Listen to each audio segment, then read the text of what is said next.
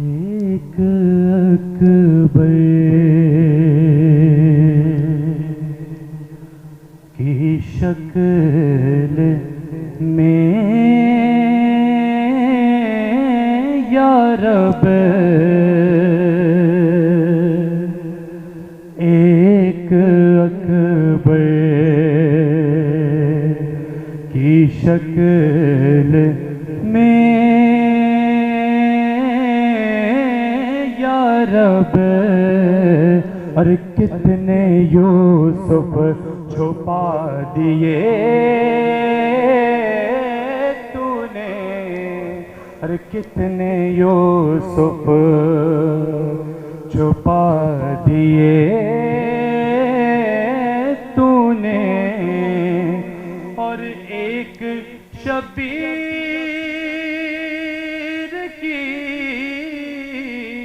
خوشی کے لیے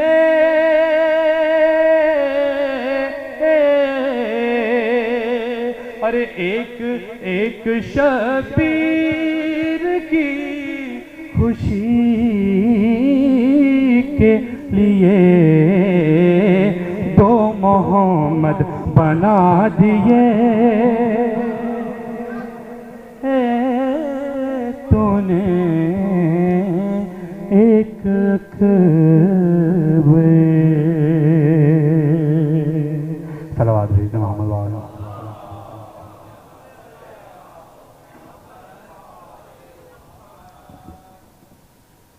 بس مصاحب سے چند اشعار پیش کروں باردی کا نعرہ صلوات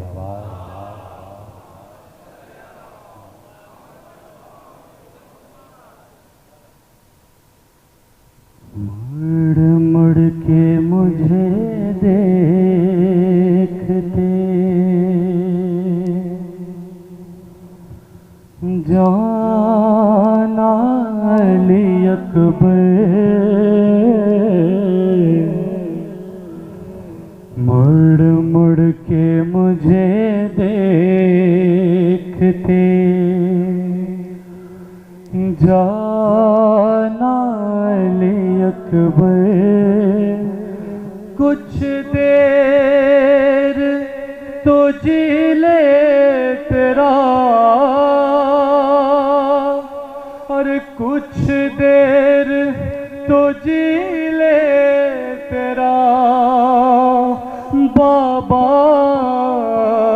علی اکبر مڑ مڑ کے مجھے دیکھتے جانا علی اکبر اور تم زی سے گرو گے تو بدل جائے گی دنیا اور مقتل کی طرف کون ہمیں لے کے چلے گا کہ قاتل تو بتائیں گے نا رستہ علی اکبر مڑ مڑ کے مجھے دیکھتے جانا علی اکبر اور ہو جائے گا مشکل میرا آنا میرے بیٹا اور مقتل میں کہیں دور نہ جانا میرے بیٹا کہ اب مجھ سے اب مجھ سے چلا بھی نہیں جاتا علی اکبر مڑ مڑ کے مجھے دیکھتے جانا علی اکبر اور احساس تڑپنے کا ہمارے تجھے ہوتا اور میری طرح تو اپنا جگر تھام کے روتا، ارے تیرا بھی جو ہوتا کوئی بیٹا علی اکبر اور نانا میرے پوچھے جو کہاں دیر لگائی تو کہہ دینا اجازت بڑی مشکل سے ہے پائی، ارے لگ جاؤ گلے آ کے دوبارہ علی اکبر۔ سنیں مولا حسین نے آخری کیا بیان کیا اپنے جوان بیٹے سے، ارے مڑ مڑ کے مجھے دیکھتے جانا علی اکبر، اور اے لال تجھے کرتا ہوں با کے حوالے، ارے میدان میں کھڑے ہنستے ہیں یوں برچھیوں والے، ارے اچھی طرح پھر دیکھ لوں سینہ علی اکبر، مڑ مڑ کے مجھے دیکھتے جانا علی اکبر۔ پر محمد و آل محمد صلوات صلی علی محمد و آل محمد۔ اعوذ باللہ من الشیطان اللعین الرجیم، بسم اللہ الرحمن الرحیم، الحمد للہ رب العالمین، والصلاة والسلام علی اشرف الانبیاء والمرسلین، سیدنا و مولانا ابی القاسم محمد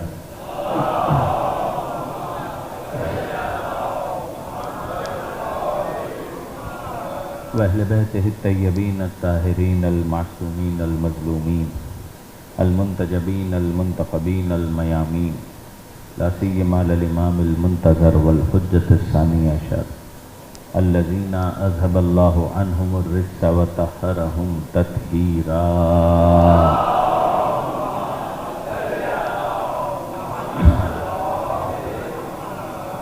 واللعنة الدائمة الباقية على أعدائهم أجمعين من يوم ظلمهم إلى قيام يوم الدين۔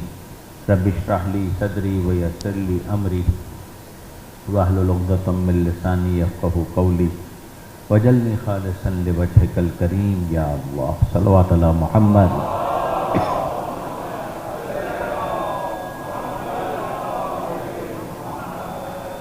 اما بعد فقد قال اللہ سبحانہ وتعالی بالقرآن الحکیم، بسم اللہ الرحمن الرحیم، من المؤمنین رجال صدقوا ما عاهدوا اللہ علیہ ومنهم من قضى نحبه ومنهم من ينتظر وما بدلوا تبدیلا۔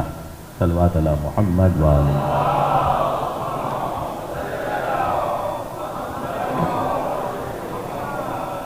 برادران عزیز و قارئین محترم، فکر حسین کے موضوع کے ماتحت آیت جو آپ کے سامنے مسلسل تلاوت کی جا رہی ہے سورہ احزاب کی آیت ہے۔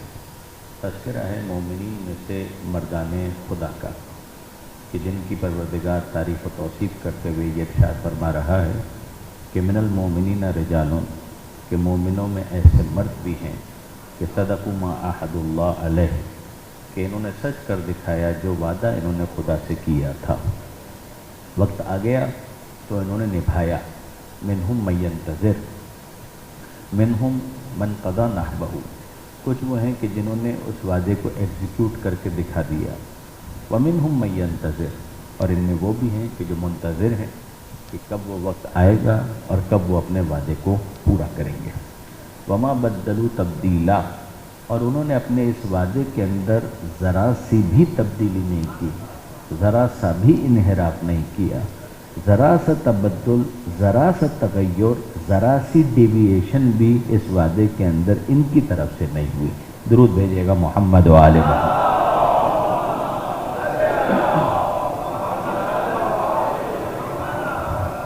میں جس ترتیب کے ساتھ آپ کی خدمت میں ان واقعات کو عرض کر رہا تھا، میرا اصل مقصد میرے نوجوان دوست اور میرے بچے ہیں کہ وہ ان واقعات سے، ہسٹوریکل فیکٹس کے عنوان سے آشنائی حاصل کریں۔ میں نے کل گزارش کی تھی تسلسل کے ساتھ کہ پہلی محرم کو جناب حر کے قافلے کے ساتھ امام حسین علیہ السلام کا آمنا سامنا ہوا۔ 2 محرم کو بالآخر یہ قافلہ کربلا پہنچ گیا۔ عبید اللہ ابن زیاد کی وہ پوری تحریک کی، جس کے نتیجے میں عبید اللہ ابن زیاد کو رائے کی حکومت کے لالچ سے قائل کیا گیا کہ وہ جا کر کمانڈر ان چیف بنے۔ جب وہ وہاں پر آ گیا اور آنے کے بعد اس نے کمان سنبھالی تو جناب حر کی حیثیت ثانوی ہو گئی، اور پھر اس کے بعد وہ مذاکرات کے سارے معاملات جن کو کل میں نے آپ کی خدمت میں گزارش کیا تھا۔ 7 محرم کو پانی بند ہو چکا اور اب تاسوعہ کا دن آ چکا، یعنی 9 محرم کا دن، جس ترتیب کے ساتھ میں آپ کے سامنے گزارشات عرض کر رہا ہوں۔ اور 9 محرم کو حملہ بھی انہوں نے کر دیا، اور جب حملہ کیا تو اس موقع پر جناب زینب کے ساتھ جو مکالمہ تھا وہ بھی کل میں نے گزارش کیا، اور پھر حضرت ابوالفضل عباس کو آنا اور ان کا امام کی خدمت میں یہ کہنا کہ آقا حملہ ہو گیا، امام نے ان کو بھیجا معلوم کرو، اور بالآخر ایک شب کی مہلت کی جو گفتگو تھی وہ کل تمام ہو چکی۔ اس شب میں امام نے بیعت کا توق بھی ہٹا دیا، اور ایک مرتبہ پھر اپنے ساتھیوں کو اس بات کا آپشن دیا کہ اگر تم جانا چاہو تو چلے جاؤ، یہ میرے خون کے طلبگار ہیں۔ اور وہ سب کے سب تو وہی تھے کہ جو اس آیت کا مصداق تھے۔ اگر آپ غور کریں کہ انہوں نے تو جو وعدہ کیا تھا اس وعدے کو نبھانے کا فیصلہ کیا تھا، تو ذرا بھی تبدیلی نہیں کی، وہ تو اسی طرح سے اس پر بالکل ڈٹے ہوئے۔ یعنی اگر آپ ایک رخ سے دیکھیں، یعنی یہ خود علامہ سید علی نقوی صاحب کے ایک رسالے کا مستقل عنوان ہے کہ جس میں انہوں نے اس بات کو بیان کیا کہ دیگر تمام جنگوں میں آپ کو یوں تعداد زیادہ نظر آئے گی اور یہاں پر امام کے ساتھیوں کی تعداد آپ کو کم نظر آئے گی، مگر عجیب بات یہ ہے کہ ایک رخ سے اگر آپ دیکھیں percentage wise, ratio wise, proportion wise, اور پھر اس کے بعد تجزیہ کریں کہ کیا کسی اور جنگ میں بھی آپ کو کسی نبی یا معصوم کے ایسے ساتھی نظر آئے کہ جن میں سے کوئی ایک بھی میدان چھوڑ کر جا نہ رہا ہو،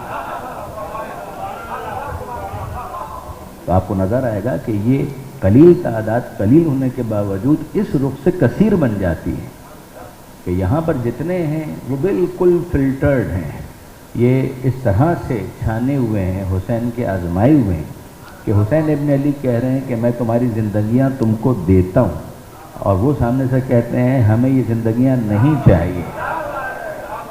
وہ سب کے سب اپنی زندگیاں قربان کرنے کے لیے آمادہ اور تیار۔ ہم کیا کریں گے جی کر آپ کے بعد، یہ ان تمام مکالموں کا خلاصہ ہے کہ جس کے بعد امام حسین علیہ السلام نے بھی یہ دعا دی کہ نہ ایسے ساتھی میرے نانا کو ملے، نہ میرے بابا کو ملے، نہ میرے بھائی حسن مجتبیٰ کو ملے، کہ جیسے ساتھی خدا نے مجھے عطا کیے ہیں۔ درود بھیجیے گا محمد و آل محمد۔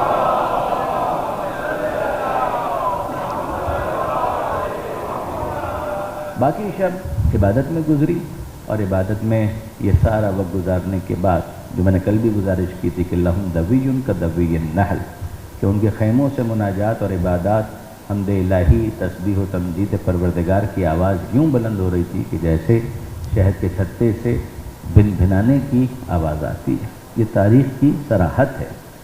اور پھر اس کے بعد وہ وقت آ گیا کہ جب اذان صبح کا وقت تھا، اور بقول میر انیس کے جب قطع کی مسافت شب آفتاب نے، جلوہ کیا سحر کے رخے بے حجاب نے، دیکھا سوئے فلک شہ گردوں رکاب نے، مڑ کر صدا رفیقوں کو دی ان جناب نے، آخر ہے شب حمد و ثنائے خدا کرو، اٹھو فریضۂ سحری کو ادا کرو۔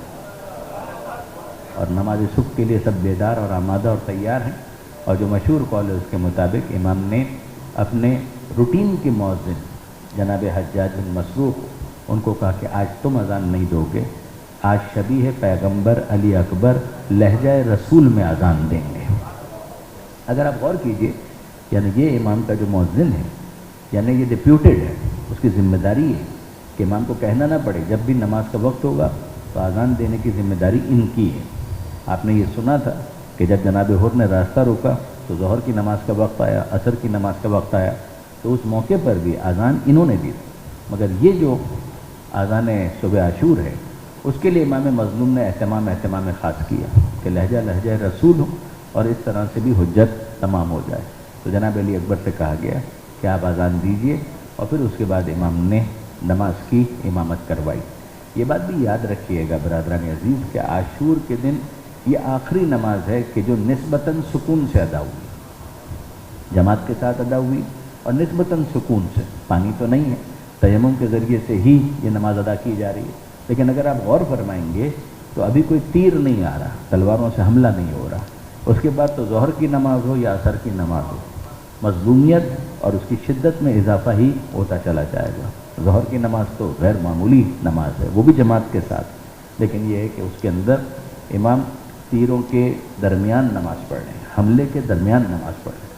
اور پھر جو عصر کا وقت ہے اس میں تو اگر آپ غور فرمائیے تو بقول علامہ سید علی نقوی صاحب کے کہ نہ قیام کا پتہ ہے نہ رکوع کا پتہ ہے، اس میں تو بس سجدے کا پتہ ہے کہ حسین ابن علی نے سجدے میں سر رکھ دیا۔ اور ظاہر ہے کہ وہ عاشور کے دن یہ مسائل جب پڑھے جاتے ہیں تو اسی وقت وہ کیفیت کا ایک انسان احساس کر سکتا ہے۔ تب برادران عزیز یہ جو نماز کا موقع ہے تو کیا نماز ہوئی اور اس کے بعد فوراً جنگ شروع ہو گئی؟ جواب جی نہیں، ایسا نہیں ہے۔ امام نے نماز پڑھی، نماز پڑھنے کے بعد امام نے کچھ مناجات کی ہیں پروردگار عالم کی بارگاہ میں۔ یہ بھی بہت عجیب اور عمدہ تقابل ہے، یعنی ایک طرف حسین ابن علی کی دعا ہے اور دوسری طرف حضرت عیسیٰ علیہ السلام کی دعا ہے۔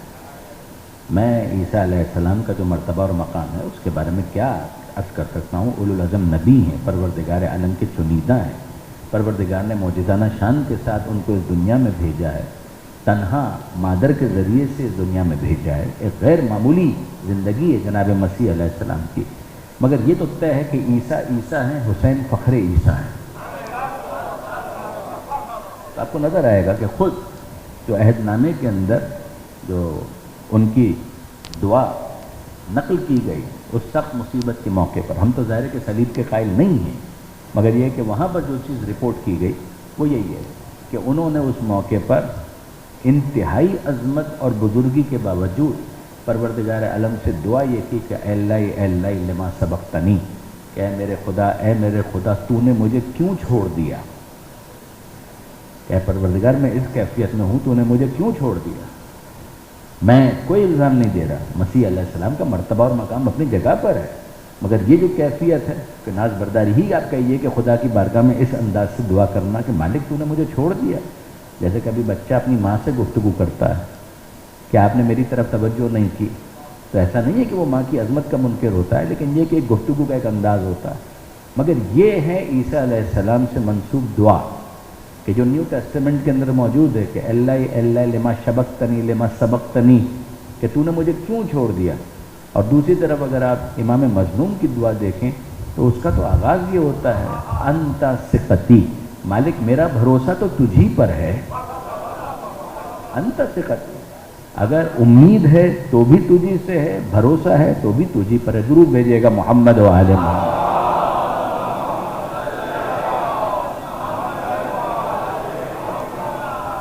امام نماز کے بعد، مناجات کے بعد، اور پھر ظاہر ہے کہ ایک اور اہتمام امام نے خیموں کے حوالے سے یہ کیا تھا۔ دیکھیے میں پہلے بھی گزارش کر چکا، معلوم ہے کہ شہادت ہونی ہے مگر سرنڈر نہیں ہے۔ کسی بھی اعتبار سے آپ یہ کہیے کہ گیو ان کر دینا، کہا کہ نہیں، مقابلہ ہوگا، بھرپور مقابلہ ہوگا، امن کو پورا موقع دیا گیا، آگے بھی دیا جائے گا، مگر ساتھ ہی ساتھ تیاری بھرپور ہوگی اور پوری تیاری ہوگی۔ لہذا امام مظلوم نے اس طرح سے خیموں کو، دیکھیے خیمے جو ہے نا، کبھی کبھی ایسا ہوتا ہے کہ ہمارے بچے یا نوجوان دوست خیموں سے سمجھتے ہیں کہ شاید کوئی ایک آدھ خیمہ لگا دیا گیا تھا، نہیں، ایک طرح سے یہ خیمہ بستی تھی کہ جس کو وہاں پر بسایا گیا تھا اور اس کو بڑی مضبوطی کے ساتھ وہاں پر نصب کیا گیا تھا، یہاں تک کہ جو بیک سائڈ ہے اس جگہ پر خیموں کو تناب اندر تناب باقاعدہ جکڑ دیا گیا تھا، مضبوطی سے ان کو باندھ دیا گیا تھا، انٹرلیس کیا گیا تھا، اور ایسا لگتا تھا کہ جیسے پیچھے سے ایک مضبوط دیوار سی ہے کہ جس کو قائم کر دیا گیا ہے، اور پھر اس کے اور پیچھے ایک خندق کھود کر اس کے اندر خس و خاشاک کو ڈال کر اس خندق کے اندر آگ روشن کر دی گئی تھی تاکہ پیچھے سے حملے کا امکان ختم ہو جائے۔ یہ بھی امام نے انتظام کیا تھا۔ امام جانتے ہیں کہ بالآخر شہادت بھی ہونی ہے، بالآخر ان خیموں کو بھی تاراج کیا جائے گا، سب کچھ ہوگا، مگر ہم گیون نہیں کریں گے، ہم اپنی ایفرٹس پوری کی پوری کریں گے، اور ساتھ ہی ساتھ ہم جنگ میں ابتدا بھی نہیں کریں گے۔ یعنی یہ بھی کمال ہے کہ اگرچہ 9 محرم کو حملہ بھی ہو چکا ہے، مگر پھر اس کے باوجود عاشور کے دن ایک مرتبہ پھر امام اپنے اس موقع کو بیان کرتے ہیں کہ میں پسند نہیں کرتا کہ جنگ میں آغاز کروں۔ اور یہ وہ کب کہا امام نے؟ کہ امام نے جب یہ سارا انتظام کر لیا تو شمر سر سے پیر تک لوہے کے سامان میں غرق ہو کر وہ آیا، اور پیچھے سے وہ بھی تو جائزہ لے رہے ہیں کہ یہاں پر کیا ایکٹیویٹیز ہو رہی ہیں، تو اس نے دیکھا کہ خیموں کے پیچھے سے جو خیموں کے اندر ایکسس کرنے کا ایک راستہ ہو سکتا تھا، تو اس کو اس طرح سے بند کر دیا گیا، مسدود کر دیا گیا کہ خندق کھود دی گئی ہے اور اس کے اندر آگ روشن کر دی گئی ہے۔ تو اس نے اس موقع پر تنزن امام کو دور سے آواز دے کر پکار کر ایک جملہ کا، استعجلت النار، آخرت کی آگ سے پہلے دنیا میں تم لوگوں نے آگ کا انتظام کر لیا۔ ذرا آپ اندازہ کیجئے کہ یہ جملہ کس سے کہا جا رہا ہے۔ یعنی آپ شمر کے بارے میں ایک بات یاد رکھیے گا، یہ آپ کو آگے بھی اندازہ ہوگا کہ شمر ایک اوباش انسان کا نام، یعنی دشمن دشمنی کے باوجود کچھ کریکٹر کا مظاہرہ کر سکتا ہے۔ بعض اوقات آپ کو دشمن دشمن لگے گا، مگر دشمنی کے باوجود کچھ ویلیوز ہوں گی کہ جن کا وہ خیال رکھے گا۔ لیکن شمر کا معاملہ یہ ہے کہ شمر دشمن ہے، بدترین دشمن ہے، دشمن تو سبھی ہیں، خون کے پیاسے تو سبھی ہیں، مگر خون کا پیاسا ہونے کے بعد، دشمن ہونے کے بعد، دشمنی میں شدید ہونے کے بعد کریکٹر لیس اس حد تک ہونا کہ اپنی تہذیبی کچھ ویلیوز کو بھی کمپرومائز کرتے ہیں۔ عرب کے اندر 10 خرابیاں ہوں گی، 1000 خرابیاں ہوں گی، لاکھوں خرابیاں ہوں گی، مگر کچھ چیزیں ان کے اندر تھیں، آپ کو شمر میں وہ بھی نظر نہیں آئیں گی۔ یعنی آپ اس زمانے میں اگر اس کو سمجھنا چاہتے ہیں تو میں بہت زیادہ صراحت کے ساتھ اس طرح سے گفتگو کرنے کا عادی نہیں ہوں مجلسوں میں کم سے کم، تو آپ اس زمانے کے اندر ڈونلڈ ٹرمپ کو دیکھ لیجیے۔ یعنی اگر آپ کہیں کہ جناب یہ صدر امریکہ ہیں، گفتگو سے کہیں سے لگتا ہے؟ وہ جتنے بھی صدر امریکہ ہیں وہ سب کے سب دشمنی میں تو کسی حد تک بھی جا سکتے ہیں اور گئے، لیکن یہ ہے کہ یہ آپ کو نظر آئے گا کہ نہیں، یہاں پر اگر اوول آفس کی کچھ ویلیوز تھی تو وہ بھی یہاں پر کمپرومائز ہوتی ہوئی نظر آتی ہیں۔ یہ اسے سمجھانے کے لیے میں نے عرض کیا آپ کی خدمت میں۔ شمر کا معاملہ یہ ہے، دشمن ہے، دشمنی میں شدید ہے، وہ تو اور بھی ہیں، لیکن یہ کہ بہرحال یہاں پر آپ کو نظر آئے گا انتہائی اوباش انسان، وہ دیکھ کے کہہ رہا ہے کہ اچھا یہ تم لوگوں نے خندق کے اندر جو آگ جلائی ہے تو آخرت سے پہلے دنیا ہی کے اندر تم لوگوں نے جہنم کا انتظام کر لیا۔ جس پر امام مظلوم نے یہ کہا کہ انت اولی بہ، کہ تو اس بات کا زیادہ حقدار ہے کہ جہنم کی آگ میں تجھے جلایا جائے۔ آپ کو بہت کم نظر آئے گا، امام اس طریقے سے رسپونڈ بھی نہیں کرتے ہیں بہت زیادہ، لیکن یہ کہ اس موقع پر امام نے اس کو رسپونڈ کیا۔ ایسے میں مسلم بن اوسجع اسدی انہوں نے امام سے کہا فرزند رسول اجازت دیجئے تو یہ میرے بالکل نشانے پر ہے، بہت بڑا فاسق ہے، میں اگر ابھی اس کو ہٹ کروں تیر سے تو یہ قتل ہو جائے گا۔ تو امام نے ارشاد فرمایا کہ میں پسند نہیں کرتا کہ اپنی طرف سے جنگ کا آغاز کروں۔ اس کیفیت میں بھی امام امن کو موقع دے رہے ہیں۔ یہ بات یاد رکھیے گا کہ ایسا نہیں ہے کہ امام مظلوم نے امن کو موقع نہیں دیا، امام نے بہت کوشش کی، ہم سے اصولی جو ہماری ریڈ لائن ہے اس کو کراس کرنے کا ہم سے مطالبہ نہ کرو، اور پھر اس کے بعد اگر نیگوشیٹ کرتے ہو تو بات کرو ہم سے۔ یہاں پر آپ دیکھیں گے کہ یہ اس حد تک یہ معاملات ہوئے، ابھی بھی جنگ شروع نہیں، ابھی بھی جنگ شروع نہیں ہوئی۔ یعنی آپ تقریباً یہ سمجھ لیجئے کہ اذان صبح کے بعد، یہ تقریباً اندازے سے میں عرض کر رہا ہوں کہ 8:30-9 بجے تک صبح کے گفتگو ہو رہی ہے، اور اس گفتگو کے اندر امام کا ایک خطبہ ہمیں ملتا ہے۔ امام نے باقاعدہ ایک خطبہ ارشاد فرمایا، اس خطبے کے لیے امام نے ناقہ طلب کیا۔ ناقہ، اچھا عرب کلچر کے اعتبار سے اگر آپ دیکھیں تو یوں ایکسیپشنلی تو آپ کو مل جائے گا، لیکن ان پرنسپل اصولی طور پر ناقہ امن کی علامت ہے۔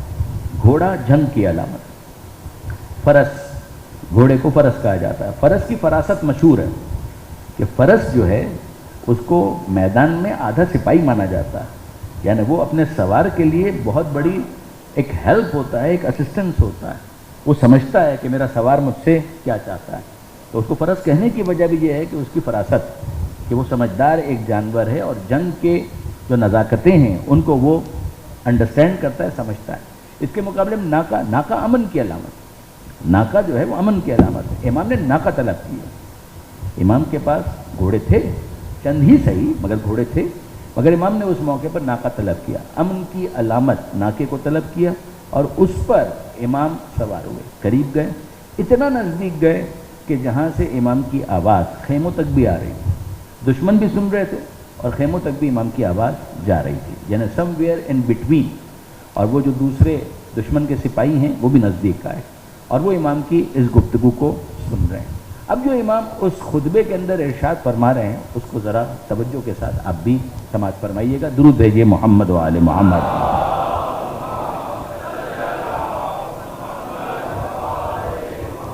کربلا کے موضوع پہ جتنی کتابیں لکھی گئی ہیں، اگر ذرا تفصیل اس کے اندر ہے، تاریخ کی کتابیں ہوں، مقتل کی کتابیں ہوں، تاریخ اور مقتل کی کتابوں کے درمیان ایک فرق ہے، شاید کل کسی دوست نے سوال بھی کیا تھا کہ تاریخ اور مقتل کی کتابوں میں کیا فرق ہے۔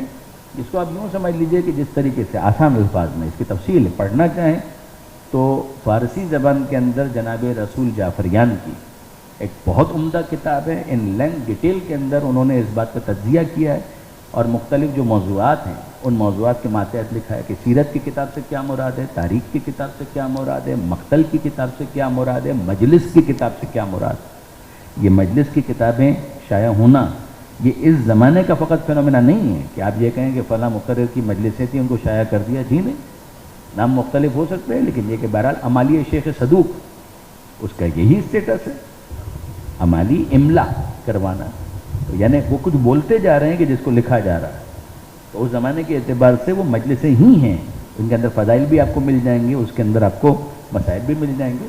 مثلا طفلان مسلم کا تذکرہ بڑی تفصیل کے ساتھ شیخ صدوق علیہ الرحمہ نے اپنی امالی کے اندر کیا ہے۔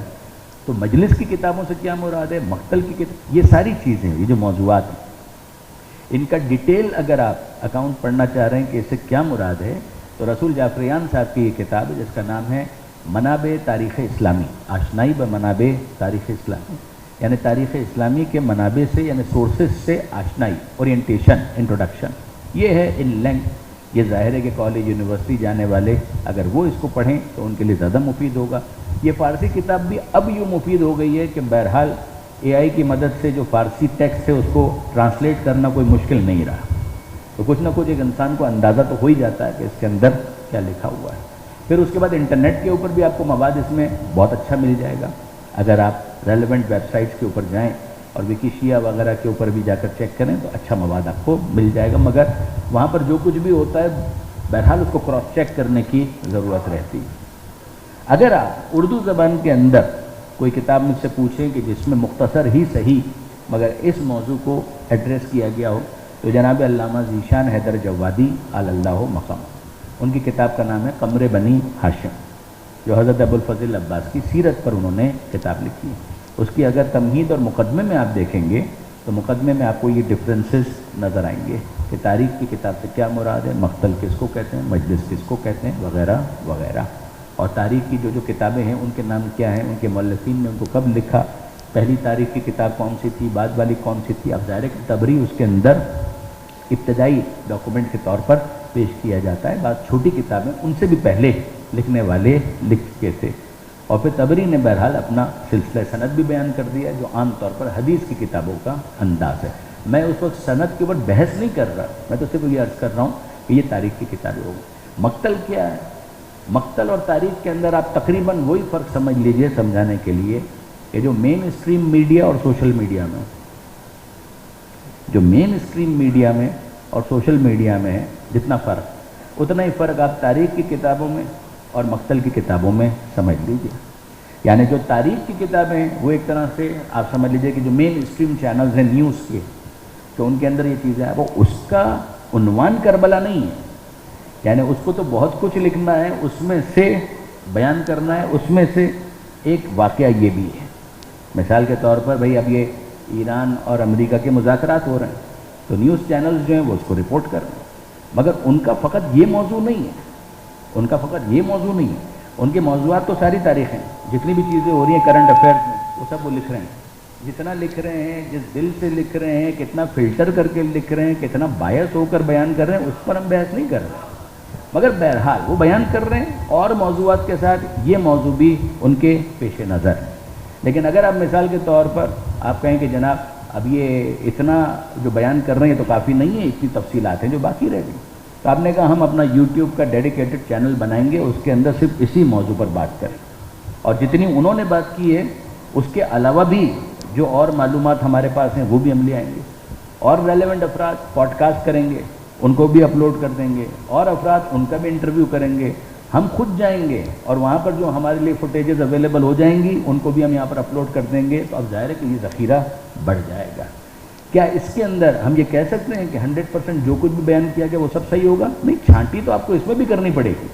ممکن ہے یہاں پر بھی کوئی شخص جو ہے ایگزیجریٹ کر جائے، لیکن اتنا طے ہے کہ یہ کام کرنے والا دل درد مند رکھتا ہے، یہ حساس ہے، یہ کاز کے طور پر اس کام کو انجام دے رہا ہے. تو اب یوں سمجھ لیجئے کہ مقتل کی جو کتابیں ہیں یہ لکھنے والے ہمارے وہ علماء ہیں کہ جنہوں نے تاریخ کی کتابوں کو دیکھا. اب تاریخ کے اندر تو بادشاہ کتنا الاؤ کرتا ہے، حالات کتنی اجازت دیتے ہیں، خیال خاطر احباب چاہیے ہر دم، انیس ٹھیس نہ لگ جائے آپ گیموں کو، تو یہ سب خیال کرتے کرتے لکھنا ہے. مقتل والا وہ کہتا ہے کہ ہر کے بعد بات جو ہوگا دیکھا جائے گا، کم سے کم اپنا اکاؤنٹ لکھ تو دیں، پھر اس کے بعد جب موقع ہوگا تو نشر کرتے چلے جائیں گے. پھر برادران عزیز یہ بھی ہوتا ہے، کتابیں لکھی گئیں اور ان سے دوسروں نے بھی کاپی کیا اور آگے اس کو فارورڈ کیا. جو پیچھے کتاب لکھی گئی تھی وہ ضائع ہو گئی، اور جو آگے فارورڈ کیا گیا تھا وہ کتاب محفوظ ہو گئی. اب جب یہ کتاب محفوظ ہو گئی تو اس میں جو لکھا ہوا ہے تو ہمارے بعض محقق نما افراد جو ہیں، میں طنز نہیں کر رہا، لیکن یہ کہ بہرحال چونکہ بہت ہی سطحیت کے ساتھ ان موضوعات کے اوپر کبھی کبھی گفتگو ہوئی ہے تو دل چاہتا ہے کہ تبصرہ کیا جائے. یعنی اس کو اگر آپ پڑھنا چاہیں تو حضرت استاد مرحوم علامہ طالب جوہری علی اللہ مقامہ، ان کی کتاب ہے حدیث کربلا، اس کتاب کا مقدمہ آپ پڑھیے گا. اس کے اندر انہوں نے بہت خوبصورت تجزیہ کیا کہ اگر آپ کے سامنے ایک کتاب موجود ہے اور اس کتاب کے اندر کوئی چیز موجود ہے اور آپ یہ کہیں کہ اس سے پہلے والی کتابوں کے اندر یہ چیز ہم کو نظر نہیں آ رہی، تو آپ مجھے گارنٹی اور ضمانت تو دیجئے کہ پیچھے والی ساری کتابیں آپ کے پاس محفوظ ہیں. ہم کتنی ہی کتابیں ایسی ہیں کہ جن کا نام پڑھ رہے ہیں مگر وہ کتاب اس وقت موجود نہیں ہے. تو جب موجود نہیں تو اس کا مطلب وہ کتاب لکھی نہیں گئی تھی، اور اگر اس کتاب سے کوئی چیز آگے کسی نے نقل کی ہے تو آپ اس کو اس طرح سے ریجیکٹ کر دیں گے، جبکہ آپ کو معلوم ہے کہ بہرحال حسین مظلوم کے اوپر ہونے والے مصائب وہ مصائب ہیں کہ جن کا تحمل ہی نہیں کیا جا سکتا. تو آپ اتنی آسانی سے اگر ان تمام تر چیزوں کو نظر انداز کر دیں کہ یہ تو ریاض القدس میں لکھا ہوا ہے، اس کا کیا اعتبار ہے، یہ تو ریاض الاحزان میں لکھا ہوا ہے، اس کا کیا اعتبار ہے، تو پھر اس کا مطلب یہ ہے کہ یہ لکھنے والا بس دعویٰ کرنا چاہتا ہے کہ ہم بھی مقتل کے بارے میں کچھ جانتے ہیں. ورنہ انصاف کی بات یہ ہے کہ یہ بڑی اوور سمپلسٹی ہے. اتنی سادگی کے ساتھ اس موضوع سے نہ گزریں. اصل جو چیزیں ہیں، اب آپ تبری کی بات کیجیے، بہرحال ایک طالب علم کی حیثیت سے کچھ نہ کچھ کتابوں کو ہم نے بھی دیکھا ہے. تبری کے اندر اگر آپ کل صفحات شمار کریں کہ جو کربلا کے موضوع پر ہیں وہ 100 بھی نہیں، 100 پیجز بھی نہیں، تقریباً 60-70 صفحے بنتے ہیں، اس سے زیادہ نہیں. تب آپ یہ کہیے کہ 60-70 صفحوں کے علاوہ اور کچھ بھی نہیں ہے. یہ بالکل ایسا ہے کہ آپ کہیں CNN نے جو کہا بس وہی ہے، اس کے علاوہ اور کچھ نہیں. آپ کہیں کہ BBC نے جو کہا بس وہی ہے، اس کے علاوہ اور کچھ بھی نہیں، اور کچھ نہیں ہوا. اس وقت سوئٹزرلینڈ کے اندر جو کچھ ہو رہا ہے بس اتنا ہی ہے، یہ جو CNN نے بیان کر دیا، چاہے وہ اپنے مطلب کی بات بیان کرے اور کچھ بیان نہ کرے، اس کو ہم کوٹ کریں گے کہ انہوں نے بھی اتنا مان لیا. لیکن یہ نہیں ہوگا کہ جو انہوں نے کہا وہی سب کچھ ہے. ہمارا اپنا سورس موجود ہے، ہم اپنے معصوم سے پوچھیں گے، باقر سے پوچھیں گے، سجاد سے پوچھیں گے، زینب سے پوچھیں گے. اگر کوئی کہے نہیں ساری چیزیں وہیں پر دکھائیں، یہ تو ایسا ہے کہ جیسے آپ کہیں کہ اسرائیل کے مظالم اسرائیل کے اخبار میں دکھائیں گے تبھی ہم مانیں گے. ہم یہ کہیں گے اسرائیل کے مظالم اتنے تو اسرائیل کے اخبار میں بھی آ گئے، مگر اس کا یہ مطلب تھوڑی ہے کہ اتنے ہی مظالم ہیں. ہم ان بچوں کو نظر انداز کر دیں کہ جن کو پرسیکیوٹ کیا گیا، جن کے لمبس کاٹ دیے گئے، جن کے آرگنز جدا کر دیے گئے، ہم ان کو نظر انداز کر دیں گے؟ یعنی یہ ہے کہ کشمیر میں ہونے والے مظالم کا ہندوستان کے اخبار میں آئیں گے تبھی ہم مانیں گے، یہ کیا بات؟ اس میں آ جائیں تو یقیناً اس کی امپورٹنس اور زیادہ ہو جائے گی کہ جناب آپ دیکھیے کہ مظالم اتنے زیادہ تھے کہ وہ بھی اسے نظر انداز نہیں کر پائے، مگر آپ اتنی شرافت کی توقع اگر یزیدی میڈیا سے کر رہے ہیں، بنو امیہ کے میڈیا سے کر رہے ہیں، بنو عباس کے میڈیا سے کر رہے ہیں کہ وہ سب کچھ اپنے ہاتھوں سے ہی آپ کو لکھ کر دیں گے، تو ظاہر ہے کہ یہ سادہ لا ہی ہے، اوور سمپلسٹی ہے۔ مگر یہ تو ضمناً بات آ گئی، یہ جو اس وقت جو خطبہ میں آپ کی خدمت میں عرض کر رہا ہوں، یہ مقتل کی کتابوں میں بھی ہے، یہ تاریخ کی کتابوں میں بھی ہے، ان کتابوں میں بھی ہے جو مین اسٹریم کتابیں کہی جاتی ہیں، ان کے اندر بھی آپ کو یہ مل جائے گا کہ امام نے کیا کیا، ناقہ طلب کیا، امن کی علامت، اور اس پر بلند ہو کر امام نے یہ خطبہ ارشاد فرمایا، ایھا الناس، اے لوگوں، اسمعوا قولی، میری بات سنو، ولا تعجلوا، اور میرے معاملے میں جلدی مت کرو، حتی اعظکم، یہاں تک کہ میں تمہیں نصیحت کر سکوں۔ یہ حسین کہہ رہے ہیں، جو چلتے ہوئے یہ کہہ کر چلے تھے کہ میں اپنے جد کی امت کی اصلاح کے لیے جا رہا ہوں، امر بالمعروف کے لیے جا رہا ہوں، نہی عن المنکر کے لیے جا رہا ہوں، یہاں تک کہ میں تمہیں نصیحت کر سکوں، اور وہ حق جو مجھ پر میں محسوس کرتا ہوں کہ تمہارا ہے، اسے میں ادا کر سکوں، تمہیں بتا سکوں کہ میں یہاں پر کیوں آیا، اور پھر اس کے بعد اگر تم میری بات کو قبول کر لو، وَآتَيْتُمُونِي النَّصَحَ، اور میرے ساتھ انصاف سے کام لوگے اور تم اس کے ذریعے سے سعادت مند ہو جاؤ گے، تو تم اندازہ کرو گے کہ تمہارے پاس میرے خلاف تلوار چلانے کی کوئی گنجائش ہی نہیں ہے، تمہارے پاس میرے خلاف تلوار چلانے کی کوئی گنجائش نہیں، لم یکن لکم علیہ سبیل، اور پھر امام فرماتے ہیں اور اگر تم میری بات کو قبول نہیں کرتے اور انصاف سے کام نہیں لیتے تو پھر جو تم کو کرنا ہے تم کر گزرو۔ یہ قرآن کی آیت ہے کہ جو امام نے اس موقع پر ارشاد فرمایا کہ پھر اپنے معاملات کو جمع کر لو، مجھے ذرا بھی مہلت مت دینا، اگر تم چاہو تو میری بوٹی الگ کر دو، مجھے قتل کر دو، یہی کرنا چاہ رہے ہو نا تم تو پھر کر دینا۔ پھر اس کے بعد امام فرماتے ہیں کہ ہاں اتنا یاد رکھنا، ان ولی اللہ، میرا ولی اللہ ہے جس نے کتاب کو نازل کیا اور وہ صالحین کا سرپرست ہے، یہ بھی قرآن کی آیت ہے، سورہ اعراف کی آیت ہے۔ امام نے یہ ارشاد فرمایا، جہاں امام یہاں تک پہنچے تو خیموں سے گریے کی آواز سنائی، بیویوں نے، کیونکہ میں نے آپ سے گزارش کی کہ امام جب یہ خطبہ دے رہے تھے تو امام کی آواز خیموں میں بھی جا رہی تھی اور دشمنوں تک بھی جا رہی تھی۔ ساتھ کون کھڑے تھے؟ حضرت عباس، حضرت علی اکبر۔ امام نے کہا کہ تم بیویوں کے پاس جاؤ اور ان سے کہو کچھ دیر کے لیے اپنے گریے کو موقوف کریں، رونے کا موقع بعد میں بہت آئے گا، یہ الفاظ ہیں امام کہ رونے کا موقع بعد میں بہت آئے گا۔ جب آواز گریہ موقوف ہو گئی تو امام نے اپنا خطبہ ارشاد فرمایا، حمد الہی، پیغمبر اکرم پر درود، اور اس کے بعد اپنی گفتگو کو آگے بڑھایا۔ جو رپورٹ کرتا ہے اس نے کہا، اللہ کی قسم ما سمعت متکلما قط قبلہ ولا بعدہ، ہم نے ایسا کلام کرنے والا، ایسا خطبہ دینے والا نہ پہلے کبھی سنا نہ بعد میں کبھی سنا، جو اس طرح سے، اس انداز سے گفتگو کر رہا ہو۔ اور میں آپ کی خدمت میں آپ کو یاد دلا دوں کہ حسین 3 دن کے پیاسے ہیں۔ یہ گلاس جب بھی میں دیکھتا ہوں نا ممبر کے پاس، مجھے حسین کی پیاس یاد آتی ہے۔ میں آپ کا شکر گزار ہوں، کہیں پر بھی ہم مجلس پڑھنے جاتے ہیں تو کوئی دائیں ٹیبل پر کوئی بوتل لے کر بیٹھ جاتا ہے، کوئی بھی ذاکر، کوئی بھی خطیب ہو، خیال کیا جاتا ہے کہ جناب ہو سکتا ہے کہ ان کو دوران تقریر پیاس محسوس ہو تو پانی ان کے پاس ہونا چاہیے۔ ہمارا سلام ہو عاشور کے دن کربلا کے خطیب پر، حسین ابن علی جب خطبہ دے رہے تھے اور ایسا شاہکار خطبہ، مگر اس وقت پانی نہیں تھا، اور اگر آپ حساب کتاب جوڑیں گے تو 7 محرم کو بند ہو چکا ہے پانی، اس کا مطلب 7 کا پورا دن، 8 کا پورا دن، 9 کا پورا دن، 3 دن گزر چکے ہیں، یہ 10 محرم چوتھا دن ہے، 3 دن گزر چکے ہیں، یہ چوتھا دن ہے۔ آپ کہہ سکتے ہیں کہ 7 محرم کو جب پانی بند ہوا کچھ تو اسٹاک ہوگا، مگر آپ انصاف سے مجھے بتائیے وہ اسٹاک جتنا بھی ہوگا، کیا آپ کا خیال ہے کہ حسین اس اسٹاک سے پانی پئیں گے؟ وہ بچوں کے لیے خاص کر دیا جائے گا، بیویوں کے لیے خاص کر دیا جائے گا۔ حسین کے پیاس کا یہ چوتھا دن ہے جب حسین یہ خطبہ ارشاد فرما رہے تھے۔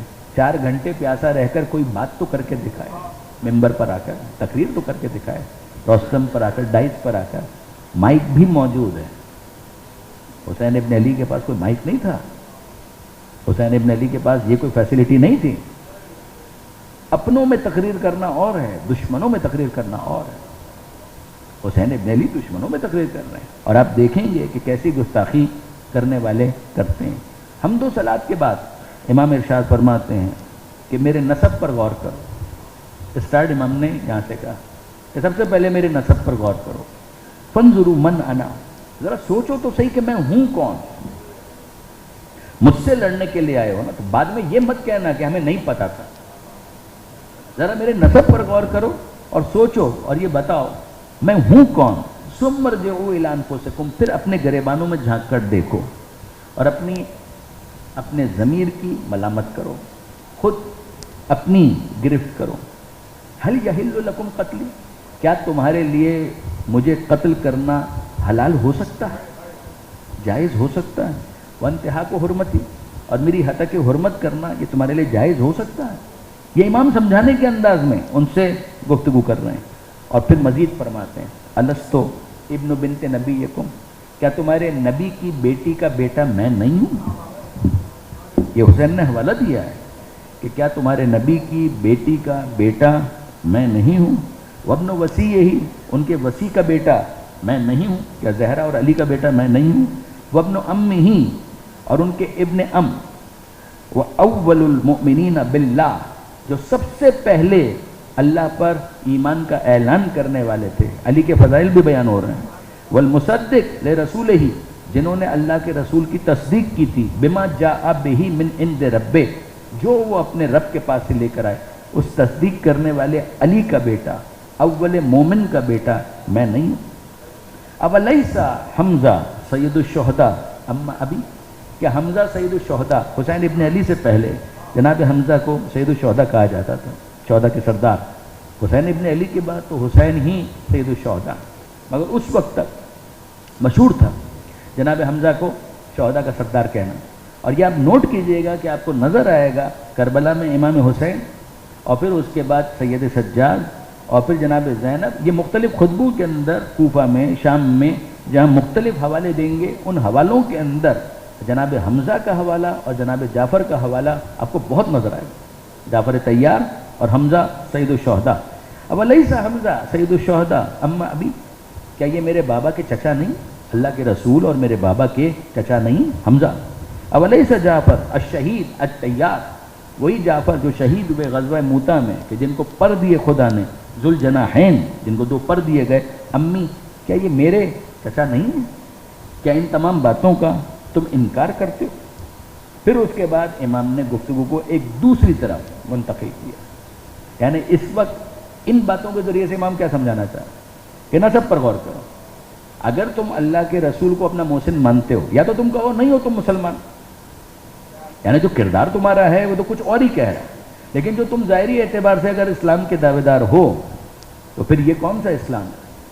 یعنی اس کو سمجھانے کے لیے میں آپ سے عرض کروں کہ اگر کسی ڈاکٹر نے آپ کا علاج کیا, ایک تو ہوتا ہے نا کہ بخار, نزلہ, زکام, یہ تو آپ خود ہی پیناڈول لے لیں گے, اس میں تو آپ جائیں گے بھی نہیں ڈاکٹر کے پاس. لیکن پھر آپ کا مسئلہ شدید تر ہو گیا اور آپ گئے ڈاکٹر کے پاس, اور ڈاکٹر نے کہا نہیں جناب آپریشن کرنا پڑے گا. آپریشن بھی ایسا ہے کہ میں ہی کر سکوں گا, کوئی دوسرا نہیں کر پائے گا. اور اس نے آپریشن کر کے آپ کو اچھا کر دیا, آپ کو صحت مند کر دیا. آپ کو معلوم ہے کہ پورے شہر میں, پوری دنیا کے اندر بس یہی ایک ڈاکٹر تھا جو میرا علاج کر سکتا تھا, اس نے میرا علاج کیا, اس کے علاوہ کوئی دوسرا نہیں تھا. فیس لے کر علاج کیے, پیسے لے کر علاج کیے, آپ سے لاکھوں روپے بھی لیے, لیکن آپ کا علاج کر دیا اور آپ کو صحت مند بنا دیا. اب اس کے بعد کیا ہو رہا, جب وہ آتا ہے آپ کہتے ہیں تھینک یو ڈاکٹر صاحب, میں آپ کا شکر گزار ہوں. آپ اپنے گھر چلے گئے, آپ نے پھر فون کیا اور ڈاکٹر سے یہ کہا کہ ڈاکٹر صاحب فلاں دن میں آپ کے گھر پر آنا چاہتا ہوں, اگر آپ اجازت دیں, خیریت کا کچھ تحفے لانا چاہتا ہوں. آپ فیس تو دے چکے ہیں, تحفے کیوں دینا چاہتے ہیں. آپ کہیں گے فیس دے چکا, لیکن مجھے معلوم ہے کہ جو میں نے فیس دی ہے وہ آپ کا حق ادا نہیں کر سکتی, میں تحفہ لانا چاہتا ہوں. اچھا تشریف لے آئیے گا کہ نہیں, یہ بھی بتائیے کہ آپ کے گھر میں اور کون کون, آپ کے بچے کون ہیں, آپ کے پوتے نواسے کوئی ہیں تو ان کے بارے میں بھی مجھے بتائیے, میں ان کے لیے بھی تحفہ لانا چاہتا ہوں. کوئی کہے کہ اے بھلے آدمی, علاج تمہارا ڈاکٹر نے کیا تھا, اس کے پوتے نواسے نے تو نہیں کیا تھا، تو وہ کہے گا کہ نہیں، پوتے اور نواسوں کا خیال رکھنا ڈاکٹر ہی کا خیال رکھنا ہے۔ یہ ایسا ہی مانا جائے گا کہ جیسے میں اس ڈاکٹر کے اس احسان کو ایکنالج کر رہا ہوں۔ اب آپ غور فرمائیے، فیس لینے کے بعد اگر یہ ڈاکٹر کے پوتے اور نواسوں کے ساتھ کوئی اچھا سلوک کرے تو عرف عام کے اندر اسے ڈاکٹر کے ساتھ حسن سلوک کہا جاتا ہے۔ رسول وہ رسول ہے کہ جس کے علاوہ کوئی ہدایت دے نہیں سکتا تھا پوری کائنات میں، اس نے ہدایت دی، روح کی ہدایت دی، روح کو صحت مند بنایا، سب کی روح کو صحت مند بنایا، کوئی فیس نہیں لی، ایک فیس مانگی، قل لا اسألکم علیہ اجرا الا المودۃ فی القربى۔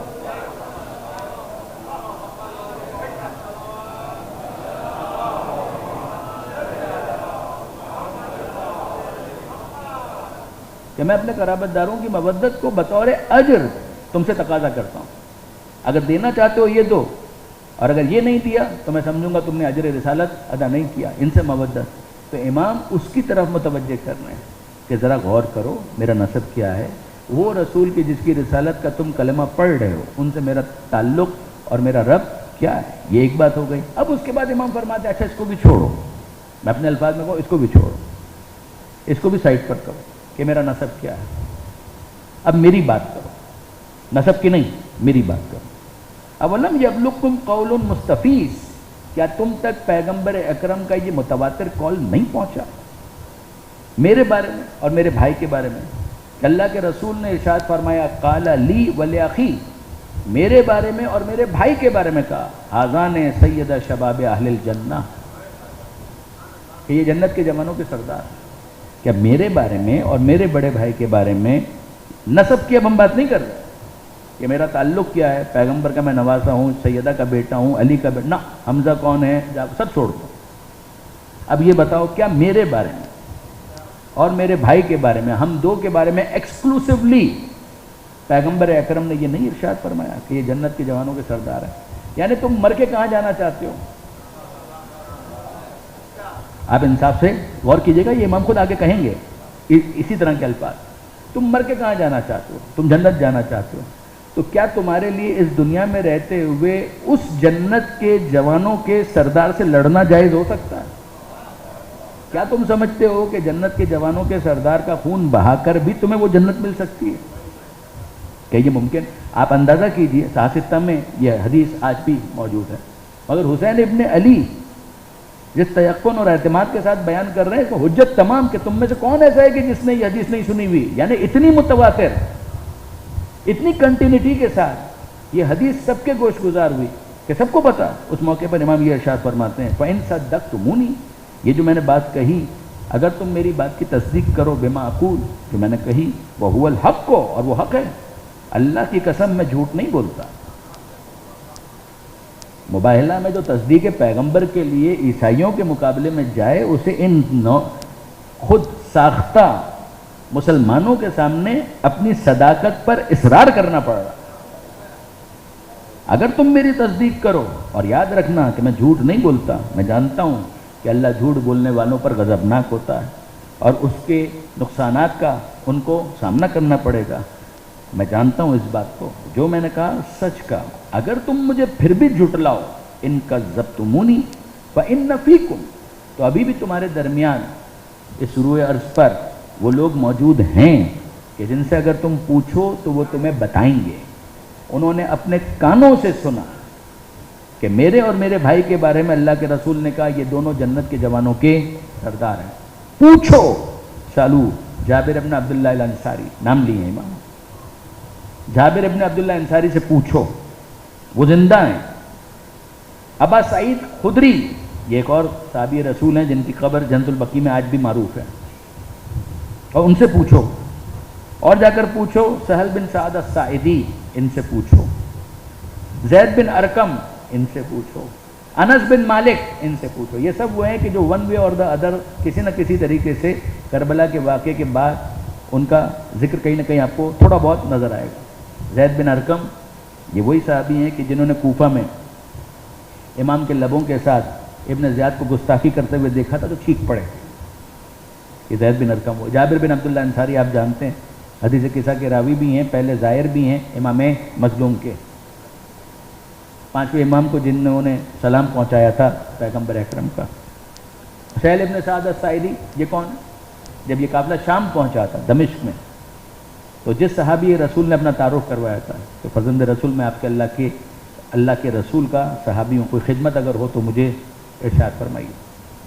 اور امام نے کہا تھا کہ یہ جو نیزہ بردار ہیں جن کے ہاتھوں میں نیزے ہیں اور سر حسین کا، ان کو کچھ آمادہ کر کے کہو کہ آگے جائیں تاکہ لوگوں کی نظریں نیزوں پہ بلند سروں پر پڑے، ان بیبیوں کے چہروں پر نہ پڑے۔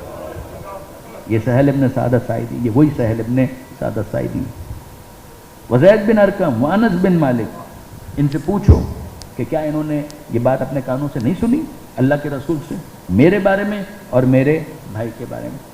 کیا یہ جاننے کے بعد بھی تمہیں یہ احساس نہیں ہوتا کہ تمہیں تلوار میرے مقابلے پر بلند نہیں کرنی چاہیے، میرا خون تمہیں نہیں بہانا چاہیے؟ انصف کے دمی۔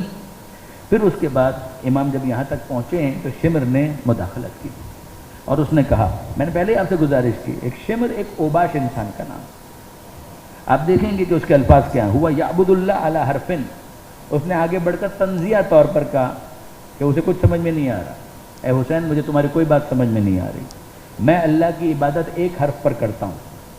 اس کا کیا مطلب ہے؟ میں اللہ کی عبادت ایک حرف پر کرتا ہوں، اس کا کیا مطلب ہے؟ یہ کنایہ ہے، یہ قرآن مجید کی آیت میں ہے کہ جو منافق ہیں وہ اللہ کی عبادت ایک حرف پر کرتے ہیں، اس کی تفصیل اپنے مقام پر، مگر ہے یہ قرآن کی آیت کہ جس کے اندر منافقوں کا احوال بیان کیا گیا۔ شمر بے شرمی کے ساتھ اس موقع پر کہہ رہا ہے، یہ آپ کس کو سنا رہے ہیں؟ میں انہی منافقوں میں سے ہوں، یعنی یہ تو موقع ہے کہ میں اپنے کفر کو بھی آشکار کر رہا ہوں، میں تو اللہ کی عبادت ایک حرف پر کرتا ہوں۔ یہ انداز منافقین کا ہے جو قرآن کے اندر بیان ہوا۔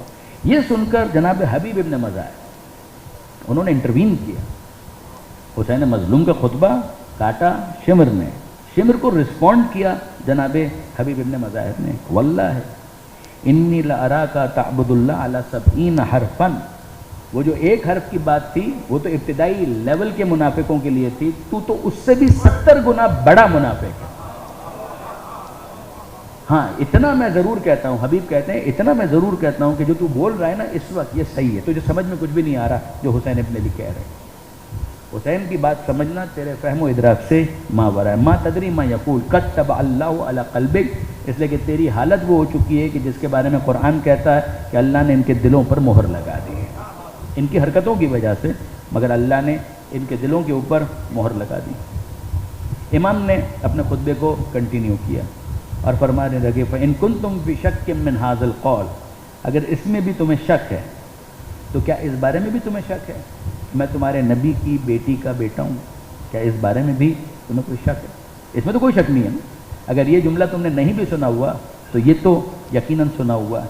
واللہ ما بین المشرق والمغرب ابن بنت نبی غیری، اس وقت روئے زمین پر مشرق اور مغرب کے درمیان کہیں کوئی ایسا شخص تمہیں نہیں ملے گا میرے علاوہ کہ جو تمہارے نبی کی بیٹی کا بیٹا ہو، نہ تم میں نہ تمہارے غیر میں۔ انا ابن بنت نبیکم خاصہ، ایکسکلوسیولی صرف اور صرف میں تمہارے نبی کی بیٹی کا بیٹا ہوں، میرا بڑا بھائی شہید ہو چکا۔ پھر اس کے بعد امام فرماتے ہیں اچھا نسب کو بھی ایک کنارے رکھو، میرے بارے میں اللہ کے رسول نے جو کہا اس کو بھی ایک طرف کر دو۔ اب یہ بتاؤ لڑنے کیوں آئے؟ یہ آپ ذرا سوال پر غور کیجئے گا، لڑنے کیوں آئے ہو؟ مجھ سے کیوں لڑ رہے ہو؟ اخبرونی، مجھے بتاؤ، کیا تم مجھ سے طلبگار ہو بقتیل منکم قتلتو، میں نے کسی کو قتل کیا ہے کہ جس کا تم مجھ سے بدلہ لینا چاہتے ہو؟ کیا میں نے کوئی مال لوٹا ہے کہ جس کا مجھ سے حساب لینا چاہتے ہو؟ کیا میں نے کسی کو زخمی کیا ہے کہ جس کا مجھ سے تم کوئی بدلہ لینا چاہتے ہو؟ وجہ کیا ہے؟ تم آئے کیوں ہو؟ یعنی میں نے تمہارا کیا بگاڑا ہے؟ بتاؤ تو صحیح۔ میرا نسب وہ اپنی جگہ پر، میرے بارے میں اللہ کے رسول نے کیا کہا وہ بھی چھوڑ دو، مجھے یہ بتاؤ کہ لڑ کیوں رہے ہو مجھ سے، میرے خلاف تلوار کیوں اٹھائی ہے تم نے؟ اس پر جواب کوئی نہیں آیا، اور اب امام نے نام بنام لے کر مختلف سرداروں کو مخاطب کیا، اے حجار بن ابجر، اے شبز بن ربی، اے قیس بن اشعث، یزید بن حارث، ان سب کو مخاطب کر کے کہا الم تکتبوا الیہ، کیا تم سب نے مجھے خطوط لکھ کر یہاں پر آنے کی دعوت نہیں دی تھی؟ دیکھیے میں پھر آپ کو یاد دلا رہا ہوں، وہ خط لکھنے والے کہ جو امام کے ساتھ ہیں، حبیب ابن مزاحم کیا کہنا، عابس کیا کہنا، سعید کیا کہنا، یہ سب تو ادھر ہے، مسلم بن اوسجا کیا کہنا، یہ سب ادھر ہے، ان پر کوئی الزام نہیں۔ یہ وہ افراد کہ جو خط لکھ کر یزیدی بن گئے، امام کہہ رہے ہیں کہ تمہارے لیے کیسے جائز ہو گیا کہ تم تلواریں لے کر میرے مقابلے پر آ جاؤ۔ امام نے ان کے سامنے اس بات کو حجت تمام کرنے کے لیے پھر بیان کیا۔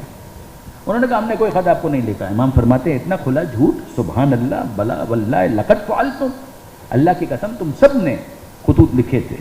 پھر اس کے بعد فرماتے ہیں اچھا چھوڑو، خط لکھے تھے یا نہیں لکھے تھے، اس کرہتمونی، اگر تمہیں میرا آنا یہاں پر ناپسند ہے تو راستہ چھوڑ دو، مجھے جانے دو۔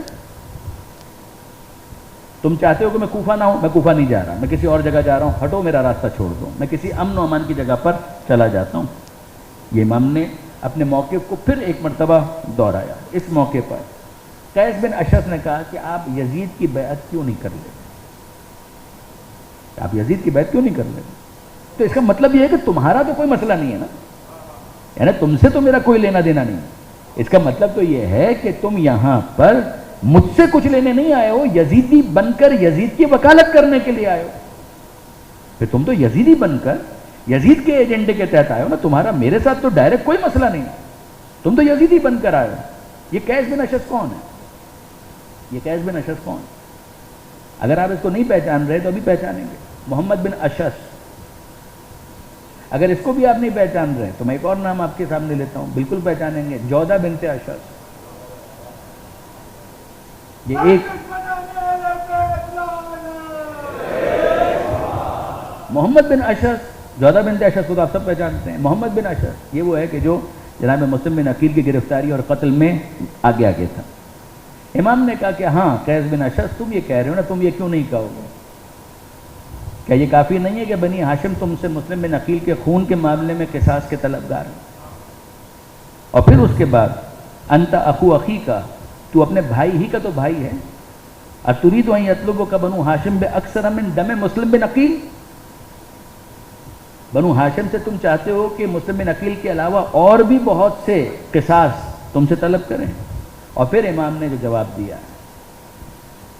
تمہارا مجھ سے کچھ لینا دینا نہیں ہے، تمہارا مجھ پر کوئی الزام نہیں ہے، نہ میں نے کسی کو قتل کیا، نہ میں نے کسی کو زخمی کیا، نہ میں نے کسی کا مال لوٹا۔ اب یزیدی بن کر آئے ہو تو سنو، لا واللہ، اللہ کی قسم نہیں ہو سکتا، بالکل نہیں ہو سکتا، لا اوتیہم بیدی اعطاء الذلیل، میں ذلت کے ساتھ اپنا ہاتھ ان کے ہاتھ میں نہیں رکھوں گا، ولا اقر اقرار العبید، غلام کی طرح سے بیعت نہیں کروں گا۔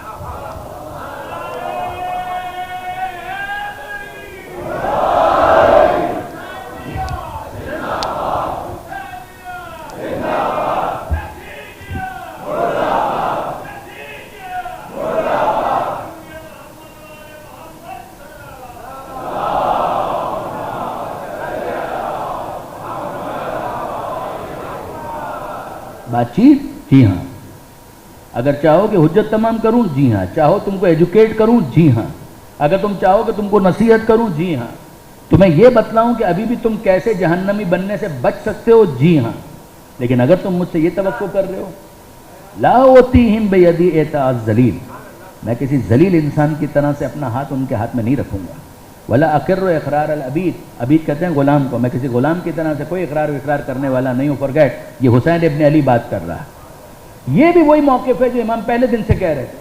جب بیعت کا مطالبہ ہوا تو امام کا وہ جملہ جو آپ نے اکثر سنا ہوگا، ہمارے شاعر کا حصہ بن چکا ہے، شعار کا حصہ بن چکا ہے، کہ ان الدعی ابن الدعی قد رکض بین اثنتین، بین السلہ والذلہ، یقیناً اس بد نسب نے، جو بد نسب ہی کی اولاد،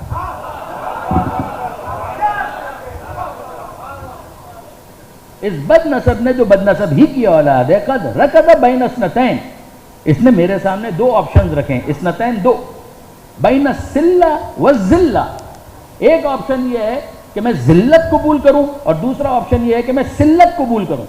ذلت آپ جانتے ہیں کس کو کہتے ہیں، ہیوملیشن، ڈسگریس، بے عزتی کہ میں اس کو قبول کروں، اور دوسرا آپشن مجھے دیا ہے بین السلہ کہ میں سلہ قبول کروں. سلہ کہتے ہیں تلوار کی آنچ، تلوار کی ضرب، کہ یا میں جنگ کے لیے تیار ہو جاؤں، قتل ہونے کے لیے تیار ہو جاؤں، یا میں ذلت کو قبول کروں. یہ مجھے کہہ رہا ہے کہ یا جنگ کرو یا ذلیل ہو جاؤ. وَحَيْحَاتْ مِنَّ الذِّلَّةِ، ذلت ہم آل محمد سے دور ہے، ذلت کی مجال نہیں ہے کہ وہ ہم تک پہنچ سکے.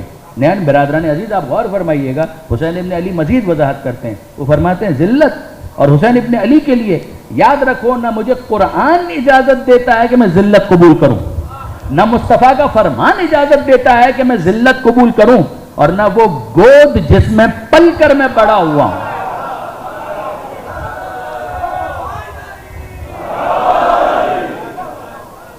وہ گود جس میں پل کر میں بڑا ہوا ہوں، اس گود کی حرارت مجھے اجازت نہیں دیتی کہ میں ذلت کو قبول کروں. خاتون جنت حضرت زہرا سلام اللہ علیہا کو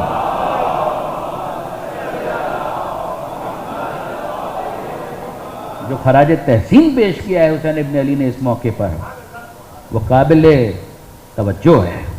وہ گود جس میں پل کر میں بڑا ہوں، اس گود کی حرارت مجھے اجازت نہیں دیتی کہ میں ذلت قبول کروں. اب آپ غور فرمائیے، حسین ابن علی نے تو عزت و ذلت کے دنیاوی معیار کو ٹھکرا دیا. یعنی فرزند رسول اگر آپ قتل ہونے کے لیے تیار ہیں تو آپ کا سر کاٹ لیا جائے گا، یہ ذلت نہیں ہے. آپ کا لاشا پامال ہو جائے گا. آپ کل سن چکے کہ یہ تو ابن زیاد کی انسٹرکشنز میں سے ہے، یہ ذلت نہیں ہے. خیمے جلا دیے جائیں گے، چادریں چھین لی جائیں گی، یہ ذلت نہیں ہے. حسین ابن علی کہتے ہیں کہ یہ دنیاوی معیار کے مطابق اگر تم اس کو تذلیل سمجھ رہے ہو تو سمجھتے رہو. ان کے لیے یہ حرام ہے کہ وہ یہ کام کریں، ان کے لیے یہ گناہ کبیرہ ہے کہ وہ یہ کام کریں. صرف حرام اور گناہ کبیرہ نہیں ہے، ان کے لیے یہ کفر بھی ہے، شرک بھی ہے کہ وہ یہ کام کریں. مگر مظلوم کو اس بات میں کیا شرمندگی کہ وہ خدا کی خاطر کسی ظلم پر صبر کر رہا ہے، سرنڈر نہیں کر رہا، ظلم پر صبر کر رہا ہے. سرنڈر کرنا اور بات. اگر میں اس کے سامنے سرنڈر کر دوں تو محل میرے پاس بھی ہو سکتا ہے، نوکر چاکر میرے پاس بھی ہو سکتے ہیں، جن کو دیکھ کر تم کہو کہ بڑی عزت ملی. مگر جو خدا کے سامنے ذلیل ہو گیا، اس عزت کا کیا فائدہ؟ اس عزت کا کیا فائدہ؟ یاد رکھیے گا برادران عزیز، اس پورے سفر کربلا میں نے کچھ وقت آپ کا زیادہ لیا، اس پورے سفر کربلا کے اندر وہ احباب جو پہلے دن سے مجلس کے اندر شریک ہیں، اگر آپ کو یاد ہو میں نے گزارش کی تھی جہالت اور جاہلیت کا فرق، کہ جہاں پر اچھا عنوان لیا جاتا ہے اس کو مطلب غلط پہنائے جاتے ہیں. یہی معاملہ یہاں پر عزت اور ذلت کا بھی تھا. حسین نے اس پورے سفر میں بتایا ہے کہ اسلام اور قرآن کی نظر میں عزت کس کو کہتے ہیں، ذلت کس کو کہتے ہیں. اس آیت کا مطلب کیا باقی رہتا ہے کہ لا تحسبن الذین قتلوا فی سبیل اللہ امواتا، گمان بھی نہ کرنا جو اللہ کی راہ میں قتل کیے گئے وہ مر گئے. گمان نہ کرنا یعنی تمہارے دل و دماغ میں کہیں یہ خیال آ رہا ہے تو اس کا مطلب یہ ہے کہ تم دنیاوی معیار ذلت و عزت کے اسیر ہو کر سمجھ رہے ہو ہاں مر گئے. ہم سے پوچھو کہ عزت کیا ہے، بل احیاء، یہ زندہ ہیں، عند ربہم یرزقون، اور اپنے رب کے پاس مسلسل رزق پا رہے ہیں. مجرم ہے ان تمام مظالم کی وجہ سے کہ جو اس نے کیے ہیں، اس کے گناہ میں کوئی کمی نہیں ہو رہی. مگر ان کو اگر تم سمجھ رہے ہو کہ خدا کی نظر میں یہ ذلیل ہو گئے، من المؤمنین رجال صدقوا ما عہد اللہ علیہ، مومنین میں وہ مردان خدا کے جنہوں نے اپنے وعدے کو پورا کر دکھایا، موقع آیا تو قربانی کے لیے تیار. منہم من قضی نحبہ ومنہم من ینتظر، وہ بھی ہیں کہ جو انتظار کر رہے ہیں کہ کب ہماری باری آئے گی. وما بدلوا تبدیلا، انہوں نے ذرا سی بھی تبدیلی نہیں کی. بس برادران عزیز، جب وقت آ گیا تو حسین ابن علی نے ہاتھوں کو بلند کر کے کہا اللہم اشہد علی ہؤلاء القوم، اے مالک تو گواہ رہنا کہ اب وہ جوان جا رہا ہے. قد برد الیہم غلام اشبہ الناس، جو سب سے زیادہ شباہت رکھتا صورت میں، سیرت میں، رفتار میں، گفتار میں، کس سے؟ تیرے نبی محمد مصطفیٰ سے. کننا اذا اشتقنا زیارت نبیک نظرنا الی وجہہ، جب کبھی ہمارا دل چاہتا کہ تیرے نبی کے چہرے کی زیارت کریں تو ہم علی اکبر کو دیکھ لیا کریں. اب وہ میدان میں جا رہا. جیسے علی اکبر نے یہ دعا سنی سمجھ گئے کہ بابا نے مجھے اجازت دے دی. سلام کر کے گھوڑے پر بیٹھ کر جانے لگے. تو حسین کہتے ہیں اکبر کہاں جا رہے ہیں؟ تو بابا آپ نے اجازت دے دی, میں میدان میں جا رہا ہوں مقابلے کے لیے, مبارز طلبی کے لیے. حسین کہتے ہیں کہ ہاں میں نے اجازت دے دی, مگر ماں سے بھی اجازت لے کر آؤ اور پالنے والی پھوپھی سے بھی اجازت لے کر آؤ. یہ علامہ حضرت حسن زیدی کے الفاظ میں آپ کے سامنے پیش کر رہا ہوں کہ جناب علی اکبر, ہزاروں کی فوج کا مقابلہ کرنا آسان ہے, مگر ماں کو کیسے بتائیں کیا کچھ دیر کے بعد لاشا آنے والا ہے. آئے جناب لیلا کے خیمے میں, اور جب پہنچے ہیں وہاں پر تو دیکھا کہ جناب لیلا مصلی بچھا کر نماز کی تیاری کر رہے ہیں. تو اپنا سوال بھول گئے, کہنے لگے کہ اماں کون سی نماز ہے کہ جس کے لیے آمادگی کی جا رہی ہے, تیاری کی جا رہی ہے؟ تو جناب لیلا کہتی ہیں کہ اے بیٹا علی اکبر, میں نے ایک منت مانی ہے کہ جب تیرا لاشا آئے گا تو میں 2 رکعت نماز پڑھوں گا.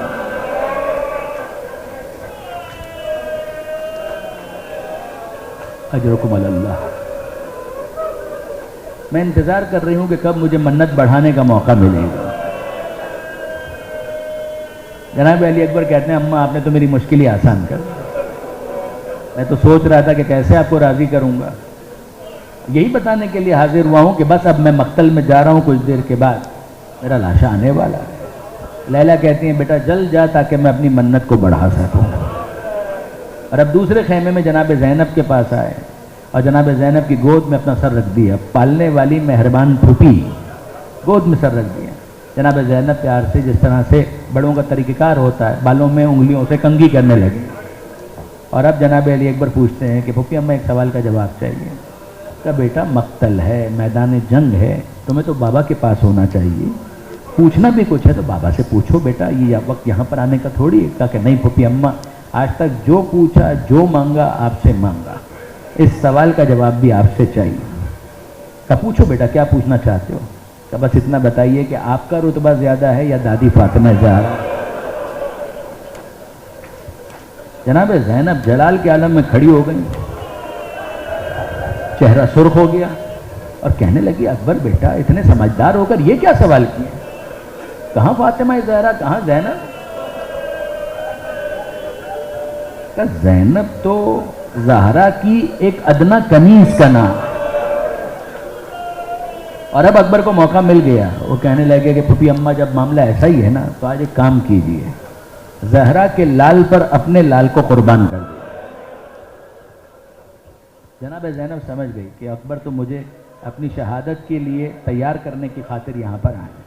کہ جاؤ بیٹا میں نے اجازت دی, کسی اور طرح سے پوچھتے تو نہیں معلوم کیا جواب دیتی, مگر اب بولنے کے لیے کچھ میرے پاس باقی نہیں بچا. اور اب جب جناب زینب سے اجازت مل رہی تھی, اس دوران بیبیاں جمع ہوتی چلی گئیں. جناب لیلا کے خیمے سے آئے, جناب زینب کے خیمے میں, اگلے خیمے میں یا اسی خیمے میں بیبیاں جمع ہوتی چلی گئیں. اور سب بیبیاں آخری مرتبہ علی اکبر کے چہرے کو دیکھ رہی ہیں. یہ لشکر یزید کا رپورٹر بیان کرتا ہے کہ اتنی دیر کسی اور شہید کو خیمے سے باہر آنے میں نہیں لگی. جب علی اکبر باہر آتے تھے کبھی پردے کا خیمہ اٹھتا تھا کبھی گرتا تھا. باہر آنے کے لیے خیمے کا پردہ پھر اٹھتا اور پھر واپس گر جاتا. ہو کیا رہا تھا؟ جب اکبر باہر آنا چاہتی کبھی کوئی پھوپھی آ کر لپٹ جاتی, کبھی کوئی بہن آ کر لپٹ جاتی. اے بھائی علی اکبر ایک مرتبہ اور اپنا چہرہ دکھا دیں, آج کے بعد یہ چہرہ دیکھنا نصیب نہیں ہوگا. میں ہاتھ جوڑ کر کہوں بیویوں یہ چہرہ دیکھنا نصیب ہوگا. آپ نے کیوں کہا کہ یہ آخری مرتبہ ہم آپ کا چہرہ دیکھ رہے ہیں, آج کے بعد یہ چہرہ دیکھنا نصیب نہیں ہوگا؟ آج کے بعد بھی آپ کو یہ چہرہ دیکھنا نصیب ہوگا. آج دوش پر دیکھ رہے ہیں, کل نوکے نیزہ پر دیکھیں. حسین مظلوم نے آ کر کہا بیبیوں مسافر کا راستہ چھوڑ دو, میرے اکبر کو آنے دو. بیبیاں ہٹ گئیں. اور اب علامہ زیدی فرماتے ہیں کہ جب علی اکبر باہر آنا چاہ رہے تھے, کونے سے آواز آئی سب سے مل چکے بھیا, کیا اپنے بھائی سے نہیں ملو گے؟ علی اکبر نے مڑ کر دیکھا تو نظر آیا کہ بیمار امام کمر کو تھامے ہوئے باہیں پھیلانے کی کوشش کر رہا ہے. علی اکبر سید سجاد سے گلے ملے, بغل گیر ہوئے, بھائیوں نے باتیں کی اور پھر اب اس کے بعد اکبر باہر آئے, گھوڑے پر تشریف فرما ہوئے اور میدان میں جانے لگے. مگر جب جا رہے تھے تو احساس ہوا کوئی پیچھے پیچھے آ رہا ہے. حسین ابن علی جیسے جیسے گھوڑے کی رفتار بڑھتی جا رہی تھی حسین کی رفتار بھی بڑھتی مہلن مہلن مہلن مہلا، اے بیٹا اکبر آہستہ، اے بیٹا اکبر آہستہ۔ اکبر نے مڑ کر دیکھا کہ بابا آ رہے ہیں، فرس سے زمین کربلا پر آئے اور کہنے لگے بابا آپ نے تو مجھے اجازت دے دی تھی۔ کہاں میرے لال، کاش تیرا کوئی تجھ جیسا بیٹا ہو تو تجھے اندازہ ہوتا کہ بوڑھا باپ جوان بیٹے کو کس دل سے مرنے کی اجازت دیتا۔ مگر جاؤ اکبر، تم پیارے ہو، اسلام تم سے بھی پیارا ہے، اسلام پر میں تم کو قربان کرتا ہوں۔ اکبر میدان میں جانے لگے اور ایک عجیب منظر بنا، اکبر ہیں گھوڑے پر، حسین اکبر کا جہاد دیکھنے کے لیے ایک ٹیلے پر کھڑے ہو گئے، حسین ہیں ٹیلے پر، زینب اکبر نظر نہیں آ رہا مگر حسین کو دیکھنے کے لیے آ کر کھڑی ہو گئیں در خیمہ پر، اور لیلا حسین کو نہیں دیکھ پا رہی مگر زینب کو دیکھنے کے ساتھ ساتھ کھڑی ہو گئیں مصلی عبادت پر۔ اکبر گھوڑے پر ہیں، حسین ٹیلے پر ہیں، زینب در خیمہ پر ہیں اور لیلا مصلی عبادت پر ہیں۔ اکبر کی نظریں فوج پر ہیں، حسین کی نظریں اکبر پر ہیں، زینب کی نظریں حسین پر ہیں اور لیلا کی نظریں زینب پر ہیں۔ کچھ دیر کے بعد منظر بدلا، اکبر گھوڑے سے گرے، حسین ٹیلے سے گرے، زینب در خیمہ پر گری اور لیلا شکر کے سجدے میں گرے۔ شکرن للہ، شکرن للہ، شکرن للہ۔ حسین گرے، کھڑے ہوئے اور آہستہ آہستہ آگے بڑھے، آنکھوں کے آگے اندھیرا آ گیا اور کہنے لگے ادعونی یا بنیا، اے بیٹا علی اکبر آواز دو، اے بیٹا علی اکبر آواز دو، کچھ دیر کے لیے میری آنکھوں کے آگے اندھیرا چھا چکا ہے۔ حسین آواز کے سہارے علی اکبر کے کنارے پہنچے، سرہانے پہنچے اور پھر اس کے بعد اکبر کی جو حالت دیکھی ہے، خدا کسی بوڑھے باپ کو جوان بیٹے کا یہ حال نہ دیکھا ہے۔ اکبر زمین کربلا پر ہیں، سینے پر ہاتھ رکھا ہوا ہے اور حسین ابن علی کہتے ہیں اے بیٹا علی اکبر فکر مت کرو، میں تمہیں خیموں کی طرف لے کر چلتا ہوں۔ اور جب اٹھانے کی کوشش کی، نہیں اٹھا پائے تو کہنے لگے بیٹا علی اکبر تم بھی تو باپ کی کچھ مدد کرو۔ کہا بابا میں کیا کر سکتا ہوں؟ کہا اپنے دونوں ہاتھ میری گردن میں ڈال دو۔ علی اکبر نے ایک ہاتھ گردن میں ڈالا مگر دوسرا ہاتھ سینے سے نہیں ہٹایا، اور حسین پوچھتے ہیں بیٹا یہ دوسرا ہاتھ؟ کہا بابا یہ ہاتھ میں اپنے سینے سے نہیں ہٹانا چاہتا۔ کیا وجہ ہے میرے لال، کیوں یہ ہاتھ نہیں ہٹانا چاہتے؟ کہ بابا آپ برداشت نہیں کر پائیں گے، آپ دیکھ نہیں پائیں گے۔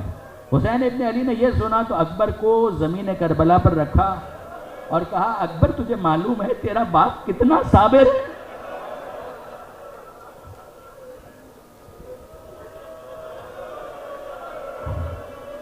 تجھے معلوم ہے تیرا باپ کتنا صابر ہے؟ مجھے بتا کیا چھپا رہا ہے؟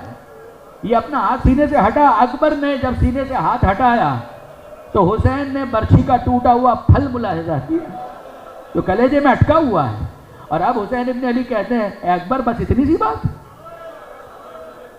گھٹنوں کے بل زمین کربلا پر بیٹھے اور اکبر کو اس طرح سے سنبھالا کہ ایک ہاتھ برچھی کے پھل پر ہے، ایک ہاتھ اکبر کی گردن کے نیچے ہے، اور پھر اس کے بعد یہ کہا یا علی مدد، اور کلیجے میں موجود برچھی کے پھل کو کھینچا، اور جب کلیجے میں موجود پھل کو کھینچا تو اکبر کا جسم لرزا۔ اکبر کا جسم لرزنا تھا، زمین کربلا کو لرزہ طاری ہوا، خیموں میں زلزلہ آیا، اور ایسے موقع پر جناب زینب نے ندا دی بھیا تجھ اکیلے سے اکبر کا لاشا نہیں اٹھایا جائے، میں مدد کو آتی ہوں۔ اور اس وقت حسین کہتے ہیں زینب میرے جیتے جی کم سے کم یہاں مت آنا، تیرے پردے پر میرا اکبر